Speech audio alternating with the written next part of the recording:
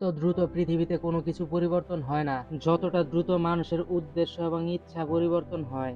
যদি আপনার কোনো একটি মানুষের উপরে অভিযোগ থাকে, তাহলে আপনি তার সঙ্গে কথা বলুন। কিন্তু যদি আপনার প্রত্যেকটি মানুষের উপরে অভিযোগ থাকে, তাহলে আপনি নিজের সঙ্গে কথা বলুন। সফলতার খুশি তো প্রতিটি মানুষই সেলিব্রেট করে, আর এটা করাও ঠিক। কিন্তু অসফলতা থেকে শিক্ষা নেওয়াটা এর থেকে অনেক বেশি গুরুত্বপূর্ণ। কিন্তু তারপরেও তারা জীবনে কিছু করতে পারতেছে না, কারণ এরা পরিশ্রম এবং চেষ্টা না করে কেবল অর্থের পেছনে ছুটতে চাইছে। একটি গাছ কখনো এটা নিয়ে দুঃখী হয় না যে কতগুলো ফুল ঝরে গেছে বা কতগুলো ফুল ছিঁড়ে নেওয়া হয়েছে, বরং একটি গাছ সবসময় নতুন ফুল তৈরি করতে ব্যস্ত থাকে। আর আপনি একটি গাছের কাছ থেকে জীবনে অনেক কিছু শিখতে পারেন। যে আপনি আপনার জীবনের যত কিছুই হারান না কেন, সেই সব কিছু হারিয়ে আপনি নতুন কি করতে পারেন সেটার দিকে মনোযোগ দিন।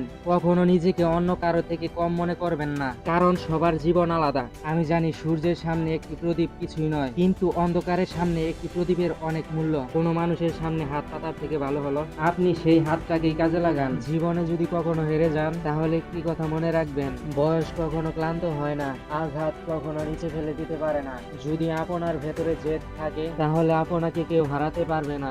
জীবনে কখনোই কোনো কিছুর জন্য খুব বেশি টেনশন করবেন না, কারণ যদি টেনশন করে মানুষের সমস্যার সমাধান হয়ে যেত, তাহলে পৃথিবীর সমস্ত দুঃখী মানুষগুলো সফল হয়ে যেত। কেবল এটা মনে রাখবেন, ট্রাই করে কখনো সফলতা পাওয়া যায় না, বরং ট্রাই করে সফলতা পাওয়া যায়। আর জীবন তো একবারই পাওয়া যায়, তাই কোনো কিছু করে দেখান। আর যদি আপনার সময় খারাপ চলতেছে, তো কি হয়েছে, আপনি সেটাকে পরিবর্তন করে দেখান।